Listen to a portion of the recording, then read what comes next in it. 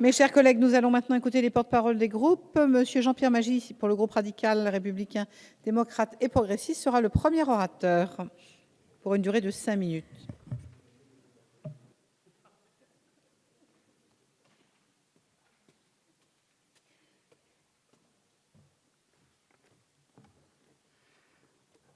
Madame la présidente, messieurs les ministres, madame la secrétaire d'État, mesdames et messieurs les présidents des commissions des affaires économiques, mesdames, messieurs, chers collègues et chers amis. La mission politique des territoires revêt un caractère important car elle a pour objectif de favoriser un développement équilibré des territoires en France, partout dans notre pays. Cette exigence d'égalité est réclamée. Pourtant, de nombreux territoires échappent parfois à la République, ceux où sont concentrées les inégalités, les difficultés, les défis économiques, sociaux, géographiques. C'est l'enjeu de cette mission que de faire reculer ces inégalités géographiques. Il reste beaucoup à faire. Il convient d'avoir en mémoire tous les échecs passés et d'aborder la question avec humilité et détermination. Nous avons besoin d'outils pour pouvoir comparer de façon plus lisible et tenter d'y voir clair sur l'effort de la solidarité nationale en direction des différents territoires. Il faut toujours garder à l'esprit que la politique des territoires est par essence transversale et que, par conséquent, de très nombreux crédits n'apparaissent pas dans cette mission. Je pense notamment à des amendements adoptés en première partie du projet de loi de finances 2016, et notamment l'un d'eux améliorant l'application de la TVA au taux de 5,5 pour l'accession sociale à la propriété dans les quartiers prioritaires. Ainsi, Monsieur le ministre, il serait nécessaire de disposer d'un document transversal, comme c'est le cas pour plusieurs sujets interministériels, comme par exemple le tourisme. Les crédits de la politique de la ville sont préservés après la réforme de la loi Lamy. Nous pensons d'ailleurs qu'il faudrait faire davantage pour assurer des transitions plus douces pour les communes qui sortent du dispositif. Je veux saluer les avancées concrètes en matière de simplification des structures et de réduction du nombre d'organismes. Le regroupement en commissariat général à l'égalité des territoires des 3 structures jusqu'à présent dispersées est à mettre à l'actif de ce gouvernement, car il fallait regrouper le secrétariat général du comité interministériel des villes, la délégation interministérielle et d'aménagement du territoire et à l'attractivité régionale et l'Agence nationale pour la cohésion sociale et l'égalité des chances.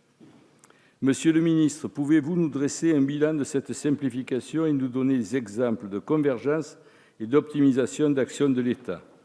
La CGET a coordonné une procédure d'évaluation et de suivi.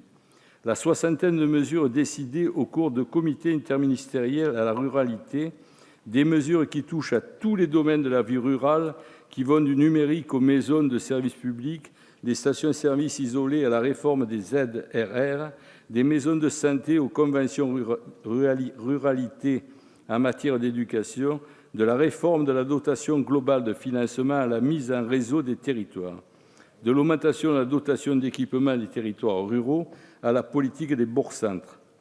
Ce sont des bonnes idées qui sont transformées en actions. Il nous semble important de pouvoir les suivre, les évaluer et éventuellement les améliorer. Monsieur le ministre, pouvez-vous nous donner des précisions sur ce travail pour mesurer les avancées réalisées? On a annoncé 1 000 maisons de services publics dans la ruralité fin 2016. Où en est-on?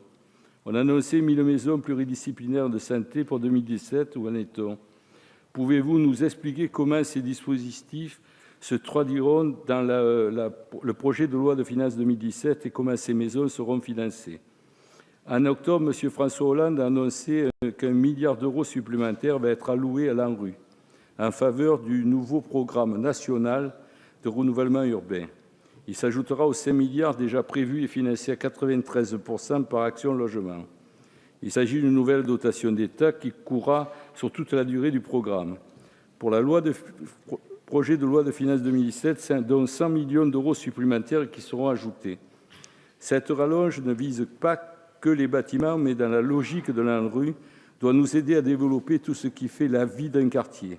Les équipements sportifs, culturels, associatifs, les lieux de médiation ou encore les lieux dits structurants, comme les groupes scolaires.